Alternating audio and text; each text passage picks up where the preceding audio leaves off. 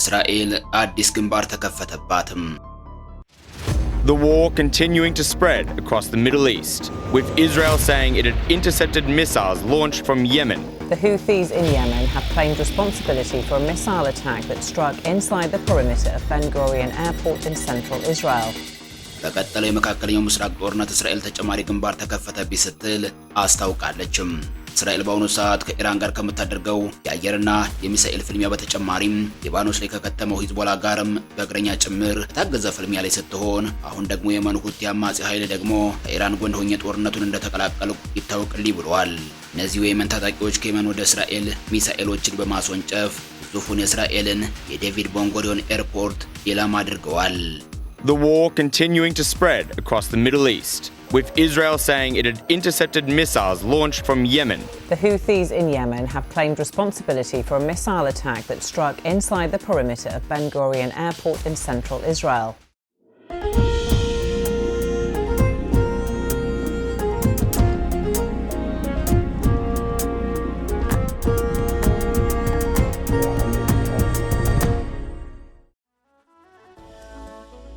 እስራኤል ጥቃቶቹን ከየመን እንደተነሱ ለይቻለው መክቸም መልሻለው ስትል አስታውቃለችም። እነዚህ የየመን ሁቲ ታጣቂዎች በኢራን የሚደገፉ ሲሆኑ ዛሬ ዓመት በነበረው የኢራን እስራኤል የ12 ቀናት ጦርነት ወቅትም ኢራን ጎን በመሰለፍ ኢራን ላይ በርካታ ሚሳኤሎችን ያስወነጨፉ መሆኑ የሚታወስ ነው። ከዚህ ባለፈም እነሱ የሁቲ ታጣቂዎች የቀይ ባህር መተላለፊያን ጭምር ለንግድ መርከቦች እንቅስቃሴ ዝግ አድርገው የከረሙበት ሁኔታም ታይቷል። እስራኤል፣ አሜሪካና ዩኬ የየመን አማጽያንን በአየር ኃይል በመደብደብ ለማዳከም ሲሞክሩ ቆይተዋል። አሁን ከፈነዳ ሳምንታት ከተቆጠሩበት አዲሱ የኢራን እስራኤልና አሜሪካ ጦርነት ብቅ ጥልቅ ሲሉ የነበሩት እነዚሁ የየመኖቹ ሁቲ ታጣቂዎች ከዛሬ ጀምሮ ጦርነቱን እንደተቀላቀልን ይታወቅልን ሲሉም አስታውቀዋል። ከዚሁ ጋር በተያያዘም እነዚህ የሁቲ ታጣቂዎች ሽቱን ሚሳኤሎችን ወደ እስራኤል አስወንጭፈዋል። የሁቲዎችን ዛቻ እጅግ አደገኛ ያስባለው ደግሞ በኢራን ከተዘጋው የሆርሙዝ ወሽመጥ መዘጋት ተከትሎ አሁን ደግሞ እነዚሁ የየመን ሁቲዎች በቀይ ባህር አቅጣጫ በየመን በጅቡቲ መሃል የሚገኘውን የመርከቦች መተላለፊያ መስመር እንዘጋለን ማለታቸው ነው። በአብኤል መንደብ በዓለማችን የባህር መተላለፊያ ውስጥ ልክ እንደ ሆርሙዝ መተላለፊያ ሁሉ ጠባቡ ሰርጥ ነው። ኢትዮጵያ በምትገኝበት ቀጠና ባለው ቀይ ባህር ላይ የሚገኝ ነው። 12 በመቶ የዓለማችን ንግድ መተላለፊያ መስመር በመሆኑ እንደ አሜሪካና ሌሎች መሰል ሀያላን ሀገራት ጅቡቲ ላይ ወታደራዊ መልህቃቸውን ጥለው የሚጠብቁት ነው። ሆኖም በኢራን እንደታጠቁ የሚነገርላቸው እነዚሁ የየመኖቹ ሁቲ ታጣቂዎች ለኢራን ለዛሬ ካልሆን ለመቼ ልንሆን ነው በማለት ቆርጠው የተነሱ መሆኑን አስታውቀዋል። 20 በመቶ የሚሆነውን የዓለማችንን የነዳጅ ንግድ እንደሚንቀሳቀሱበት የሚነገረው ሆርሙዝ ሰርጥ በኢራን በተዘጋበት ሁኔታ አሁን ደግሞ የየመን ሁቲ ታጣቂዎች የቀይ ባህሩን የአፍሪካን ቀንድ በአብኤል መንደብ የሚዘጉት ከሆነም ለቀጠናውና አሁን ከባድ ፈተና ውስጥ ላለው የዓለም ኢኮኖሚ እጅግ ፈታኝ ይሆናል እየተባለም ይገኛል። የእስራኤል መከላከያ ሰራዊት ከየመን ሚሳኤል መተኮሱን እንደለየ አስታውቋል። የየመን ሁቲዎች ይህ የአሁኑን የኢራን ጦርነት ከፈነዳበት ዕለት ጀምሮ ዝምታ ላይ ነበሩ። የዜና ወኪሎቹ ሮይተርስና አጃንስ ፍራንስ ፕረስ አንድ ወር የሞላው የኢራን ጦርነት ከተጀመረ ወዲህ ከየመን ወደ እስራኤል ሲተኮስ ይህ የመጀመሪያው ነው በማለትም ባሰራጯቸው ዘገባዎች አመላክተዋል። የየመን ሁቲዎች በእስራኤል ላይ የሚሳኤል ጥቃታቸውን የሚቀጥሉ ከሆነም እንደዚሁም እስራኤል አሁን በእስራኤልና ሊባኖስ ከምታደርጋቸው ፍልሚያዎች በተጨማሪም በወስተኛ የፍልሚያ ግንባር የሚጠብቃት ይሆናል። እስራኤል ጦር በቴሌግራም ገጹ ባሰፈረው መልእክት መከላከያ ሰራዊቱ ከየመን ወደ እስራኤል ግዛት ሚሳኤል መተኮሱን ለይቷል። የአየር መከላከያ ስጋቱን ለመቀልበስ እየሰሩ ነው ብሏል። 15 ደቂቃ ካነሰ ቆይታ በኋላም በመላ አገሪቱ የሚገኘው ህዝብ ጥብቅ በሆኑት ስፍራዎች መውጣት እንደሚችሉ አስታውቋል።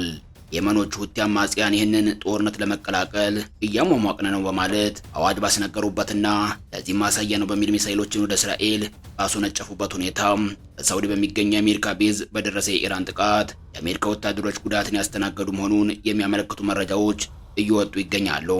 ጥቃቱ በሚሳኤሎችና ድሮኖች ነው ተብሏል። ኢራን በሳውዲ አረቢያ ልዑል ስልጣን የአየር አውሮፕላን ማረፊያ ላይ በፈጸመችው ጥቃት ቢያንስ 12 የአሜሪካ ወታደሮች ላይ ጉዳት መድረሱን ዘ ጋርዲያን፣ ቢቢሲ እና አልጀዚራ በዘገባቸው አስታውቀዋል። በዚህ ዙሪያ እስካሁን ባለው ሁኔታ በአሜሪካ በኩል የተባለ ነገር የለም። ጥቃቱ ሲፈጸም በህንጻው ውስጥ ነበሩ የተባሉ ቢያንስ 2 ወታደሮች በጣም ከፍተኛ ጉዳት እንደደረሰባቸው ወል ስትሪት ጆርናልን ዋቢ ያደረገው የኢቢሲ ዘገባ አመላክቷል።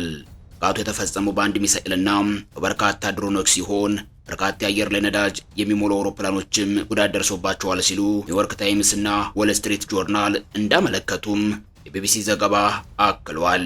ጦርነቱ በሁሉም አቅጣጫ ተፋፍሞ በቀጠለበት ሁኔታ እስራኤል የኢራንን የኒኩሌር ማዕከልን በድጋሚ አጥቅታለችም። እስራኤል ባለፉት ቀናት የኢራንን ናታንዝ የኒኩሌር ተቋም አየር ኃይሏ በማጥቃቷ በተመሳሳይ መልኩ ኢራንም ቢሆን የእስራኤሉን የኒኩሌር አጠቃለሁ በማለት አጸፋዊ ምላሽን የሰጠች መሆኑ የሚታወስ ነው። በዚህም ኢራን ከ5 ቀናት በፊት የእስራኤልን የኒኩሌር ምርምር ማዕከል እንደሆነ የሚነገርለትንና በደቡባዊ እስራኤል የሚገኘውን ቀጠና አከታትላ በሚሳይል ስታጠቃ ከባድ ስጋትን ደቅኖ ነበርም። ደሞና አራድ በተባሉ አካባቢዎች የተወነጨፉ ሚሳይሎች ናቸው። ያም ሆኖ ቀደም ብሎም በ12ቱ ቀናት የእስራኤል ኢራን ጦርነት ወቅት በእስራኤል አየር ኃይል በመጠኑ እንደዚሁም በአሜሪካ አየር ኃይል ጥቃት ደርሶበት የነበረ መሆኑ የሚታወስ ነው። በጊዜው የኢራን 2 የኒኩሌር ማዕከላት ጥቃት ደርሶባቸዋል። የመጀመሪያው ፎርዶ የተባለው የኒኩሌር ዩራኒየም ማብለያ ሲሆን ሌሎቹ ሁለቱ ደግሞ አስፋንና ናታንዝ የተባሉ ናቸው። ለሰላማዊ አገልግሎት ይባል ለጦር መሳሪያ ምርት የአንድ ኒኩሌር ተቋም ወሳኝ ግብዓት ዩራኒየም በመባል የሚታወቀው ንጥረ ነገር ነው። ለጦር መሳሪያ የሚውለውና ለሰላማዊ አገልግሎት የሚውለው የኒኩሌር አይነት ወሳኝነት የሚለየው በዩራኒየም የማበልጸግ ደረጃ ነው።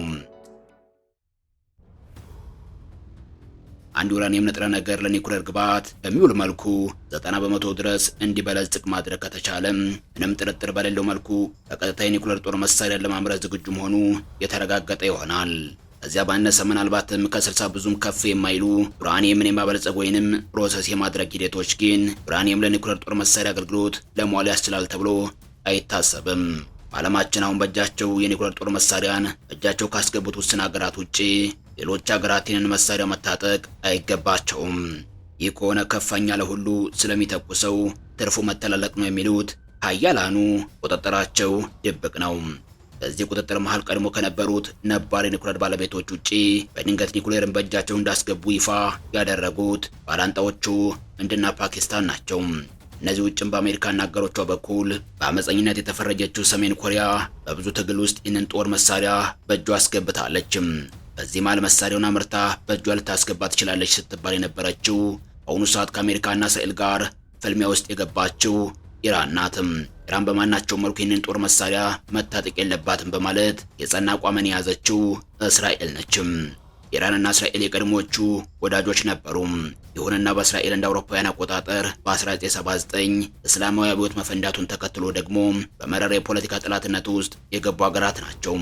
ባለፈው እንደ አውሮፓውያን አቆጣጠር በ2025 እስራኤል የሂዝቦላ መሪ የነበረውን ሐሰን ናስረላህን እስራኤል መግደሏን ተከትሎ በዚያ ግድያ ክፉኛ የተበሳጨችው እስራኤል ለአጸፋዊ ምላሽ በሚል ወደ እስራኤል ሚሳኤሎችን እስካስወነጨፈችበት ዕለት ድረስ ሁለቱ ሀገራት የተታኮሱበት ጊዜ አልነበረም። ሮም የቃላት ጦርነቱ እንደዚሁም የስለላና የዲፕሎማሲ ጦርነቱ ግን ዓመታትን ዘልቆ የተሻገረ ነው። ይህንኑ ጥቃት ተከትሎም ተደፍሬ አልቀረም ያለችው እስራኤል በርካታ ጀቶች አንድ ቀን አጸፋዊ ምላሽን የሰጠችበት ሁኔታ ታይቷል። በዚህ ጥቃት ኢራን ምን አይነት ጉዳትን አስተናገደች የሚለው ጉዳይ ግልጽ ሳይሆን አልፏል። የ12ቱ ቀናት የኢራንና እስራኤል ለአስጨራሽ ጦርነትም የተካሄደው ከዚያ በኋላ ነበርም። በጊዜው በዚህ ጦርነት አሜሪካ እንዳልነበረችበት ተነግሯል። አሜሪካ ዘግይታ ጦርነቱን በመቀላቀል ቢ-52 በተባለው ግዙፍ የጦር አውሮፕላኖቿ የኢራንን 3 የኒኩሌር ሳይቶች ደብድባለችም። እነዚህም ናታንዝ፣ ኢስፋንና ፎርዶ የተባሉ ናቸው። ይህ ኦፕሬሽን የእኩለ ሌሊቱ መዶሻ ወይንም ሚድናይት ሃመር የሚል ስያሜ የተሰጠውም ነበርም። በእኩለ ሌሊት የተደረገ ድብደባ ነው። የኢራን ኒኩሌር ማዕከላት በዚሁ ጥቃት ከባድ ጉዳትን እንዳስተናገዱ ይነገራል። ሆኖም የጉዳት ደረጃቸው ምን ድረስ ነው የሚለውን በኢራን በኩል ይህ ነው ሊባል የሚችል መረጃ አይሰማም።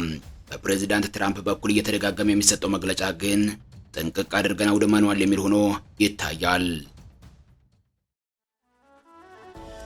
Military success. Iran's key nuclear enrichment facilities have been completely and totally obliterated. የኢራን የኒኩሌር ተቋማት በአሜሪካ ጥቃት ጥንቅቅ ብሎ ወድሟል በሚል በፕሬዚዳንት ትራምፕ በኩል ከተነገረ 9 ወራት ተቆጥረዋል። ግን ደግሞ ከ9 ወራት በኋላም በአሁኑ ጦርነት እስራኤል እነዚህን ወድሟል የተባሉትን የኒኩሌር ማዕከላት ፍራሾች ደጋግማ ስታቃጥል ትታያለችም። ነገሮች ግልጽ ሆነው ያልታዩት በዚህ ነጥብ ላይ ነው። Israel today announced new massive strikes on what it described as Iran's main production site for explosive material. እስራኤል በትናንትናው ዕለት በሰጠችው ማሳሰቢያ በኢራን ላይ የሚካሄደው መጠነ ሰፊ ጥቃት አስፋፍቼ እቀጥላለሁ ስትል አስታውቃለችም። ይህንንም ተከትሎ የእስራኤል አየር ኃይል በኢራን ፍራሽ የኒኩሌር ተቋም ላይ ተጨማሪ ጥቃቶችን ሰንዝራለችም። Today, just hours after Israel threatened to escalate and expand its campaign against Tehran, Iran's nuclear facilities coming under attack. ይህ ከ12ቱ የኢራን እስራኤል ጦርነት በኋላም አዲስ በተቀጣጠሉ ጦርነት እስራኤል ለሁለተኛ ጊዜ ያካሄደች የኒኩሌር ተቋም ጥቃት ነው። ከቀናት በፊት እስራኤል በኢራን ኒኩሌር ላይ ያደረሰችው ጥቃት ኢራን አጸፋዊ ምላሽ በማለት በእስራኤል በኔጌቭ በረሃ በኒኩሌር ተቋማት ላይ ጥቃት የሰነዘረች መሆኑ የሚታወስ ሲሆን በዚሁ የኢራን ጥቃት በእስራኤል የኒኩሌር ተቋማት ጉዳትን አላስተናገዱም ተብሏል። እስራኤል አሁንም በድጋሚ የኢራንን የኒኩሌር ተቋም መደብደቧን ተከትሎ የኢራን ከባድ አጸፋዊ ምላሽ ይኖራል የሚል ስጋትንም አሳድሯል። ኢራን በተቋም ደረጃ ለሚደርሱባት ጥቃቶች መሳሳይ ምላሾችን መስጠቷ የተለመደ ነው። እስራኤል ለኢራን የኒኩሌር ማዕከላት ጥቃት ኢራን ትሰጣለች ተብሎ የሚጠበቀው ከበድ ያለ ምላሽ እየተሰጋ ባለበት በዚህ መለስ ግን ኢራን ሌሎች ጥቃቶችን ሰንዝራለችም። የኢራን አጋር የሆኑት የየመን ሁቲዎችንም ማምሻቸውን ወደ እስራኤል ሚሳኤሎችን አስወንጭፈዋል። በዚህ ጦርነት መሃል ሁሉም ተፋላሚ ወገኖች በሲቪልም ሆነ በወታደራዊ አቅጣጫ እየደረሰባቸው ያሉትን ጉዳቶች ይፋ እያደረጉ ይገኛሉ። በአሜሪካ በኩል ጦርነቱ በበላይነት ተቆጣጥሮ የሚመራው የአሜሪካ ማዕከላዊ ኮማንዶ ወይንም ሴንትራል ኮማንዶ አንድ ወር እየደፈነ ባለው ጦርነት በሰው ኃይል ደረጃ አሜሪካ ምን አይነት ጉዳትን አስተናገደች የሚለውን በተመለከተም ከሰዓታት በፊት አንድ አሃዛዊ መረጃን አጋርቷል። መረጃውን ተቀብሎ ያሰራጨው ሲቢኤስ ኒውስ ነው። በዚሁ መረጃ መሰረትም አሜሪካ በጦርነቱ 303 የአሜሪካ ወታደሮች ቆስለዋል። እነዚህም ውስጥ 273ቱ ደግሞ ሕክምናቸውን ተከታትለው ወደ ስራ ተመልሰዋል። ሆኖም 10 ወታደሮች በከፍተኛ ደረጃ የቆሰሉ ናቸው ተብሏል። 13 አሜሪካውያን ወታደሮች ደግሞ ሕይወታቸውን አጥተዋል። 303 U.S. soldiers have been wounded, 273 have returned to duty, and 10 remain seriously injured. አሁን ጦርነቱን የሚቀላቀሉ አካላት ቁጥር ቢያንስ በአንድ ጨምሯል። እነዚህም የየመን ሁቲዎች ናቸው። የየመን ሁቲዎች ወደ ጦርነቱ ገብተናል ከማለታቸው ቀደም ብሎ የአሜሪካ ውጭ ጉዳይ ሚኒስትር ማርኮ ሩቢዮ በትናንትናው ዕለት ለጋዜጠኞች በሰጡት መግለጫ ጦርነቱ በሳምንታት ጊዜ ውስጥ ይጠናቀቃል ሲሉም አስታውቀው ነበር። በዚህ መሃል አሁንም ስለ ድርድር እየተወራ ነው። ግን ደግሞ ሁለቱ ተፋላሚዎች ማለትም ኢራንና አሜሪካ በየግላቸው ያቀረቧቸው መደራደሪያ ነጥቦች ለእርቅ የሚያበቁ አይደሉም እየተባለም ይገኛል። በኢራን በኩል ሂዝቦላን የመሰሉ ኃይሎች በድርድር መሳተፍ አለባቸው። ደረሰብኝ ጉዳት ካሳ መክፈል ይኖርባታል። ሆርሙዝ ሰርጥን በሉዓላዊነት ግዛት እንዳስተዳድረው የተሰጠኝ የሚለው ይገኝበታል። አሜሪካ በኩል ኢራን ለኒኩሌር መሳሪያ በለጸገችውን ዩራኒየም በወጥራት አስረክበኝ የሚለው አንደኛው የድርድር ነጥብ ነው።